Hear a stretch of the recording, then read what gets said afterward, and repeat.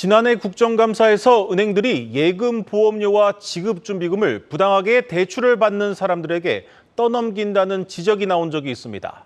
올해부터 이 같은 문제점을 바로잡은 새로운 기준이 생겼는데 이 새로운 대출이 아닌 기존 대출에서는 여전히 부당한 가산금리를 매기고 있는 것으로 나타났습니다.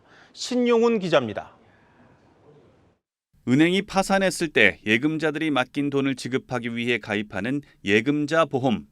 예금자 보호를 위해 은행이 내야 하는 비용 중 하나입니다. 하지만 우리은행은 그동안 대출 고객이 내는 가산금리에서 이 돈을 빼왔습니다. 은행의 전체 예금액 중 일정 비율 이상 중앙은행에 예치해 두어야 하는 지급준비금도 역시 대출 고객이 내는 이자에서 빠져나갔습니다. 우리은행이 이런 식으로 대출 고객들에게 떠넘긴 비용은 최근 5년간 1조 4,055억 원, 올 3분기 판매 관리비의 1.7배에 달합니다. 예금자를 위한 지급준비금과 예금자를 위한 예금보험료가 대출자의 대출 이자 속에 녹혀 있는 것이 잘못된 것이다.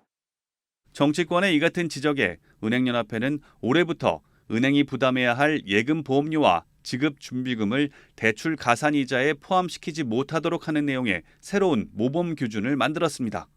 하지만 어찌된 영문인지 우리은행은 대출 가산금리에 여전히 예금보험료와 지급준비금을 포함시키고 있었습니다. 새 모범 규준이 올해부터 적용된 만큼 올 1월 1일 이후 신규 대출 고객에만 가산금리 혜택을 주는 꼼수를 부리고 있는 겁니다. 30년 주택담보대출인 경우 같은 경우에 23년 1월 1일 이전에 30년 주택담보대출을 했다라고 하면 기존 대출이기 때문에 30년 동안 이 부당한 가산금리를 내고 있으란 말이에요. 말이 안 되잖아요. 고객과 함께한다는 캐치프레이즈를 전면에 내걸고 상생금융에 앞장선다는 우리은행.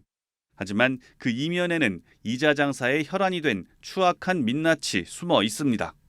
한국경제TV 신용훈입니다.